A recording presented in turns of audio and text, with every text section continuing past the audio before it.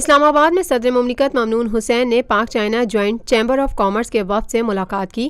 ترجمان ایوان صدر کے مطابق صدر مملکت ممنون حسین نے کہا ہے کہ پاک چین اقتصادی راہداری کا روڈ نیٹ ورک جلد مکمل ہو جائے جو دنیا کے مختلف خطوں کو باہم ملا دے گی۔ گوادر پورٹ پر مستقبل قریب میں بھرپور سرگرمیاں بھی شروع ہو جائیں گی جو اس خطے کی ترقی اور خوشحالی میں اہم کردار ادا کریں گی۔ ممنون حسین نے کہا کہ چینی دوستوں سے ملاقات ہمیشہ باعث مسرت ہوتی ہے۔ انہوں نے کہا کہ دونوں ملک حقیقی اور پرخلوص دوست ہیں۔ خطے کی ترقی اور خوشحالی کے ضمن میں ان کے خیالات یکساں ہیں اور وہ دیگر معاملات میں بھی بین الاقوامی فورموں پہ ایک دوسرے کے ساتھ بھرپور تعاون کرتے ہیں۔ صدر مملکت نے کہا کہ پاکستان چین دوستی نسل در نسل جاری رہے گی۔ صدر ممنون حسین نے وفد کو آگاہ کیا کہ پاکستان میں چینی باشندوں کی حفاظت کے لیے خصوصی سیکیورٹی ڈویژن کام کر رہا ہے۔ وفد نے حکومت پاکستان کی طرف سے چینی باشندوں کو مہیا کردہ سیکیورٹی انتظامات پر اطمینان کا اظہار کرتے ہوئے صدر مملکت کا شکریہ ادا کیا۔ انہوں نے صدر مملکت کو پاکستان میں چینی سرمایہ کاری کی تفصیلات سے آگاہ کیا اور بتایا کہ مستقبل میں دونوں ملکوں کے درمیان مزید مشترکہ منصوبے شروع کیے جائیں گے۔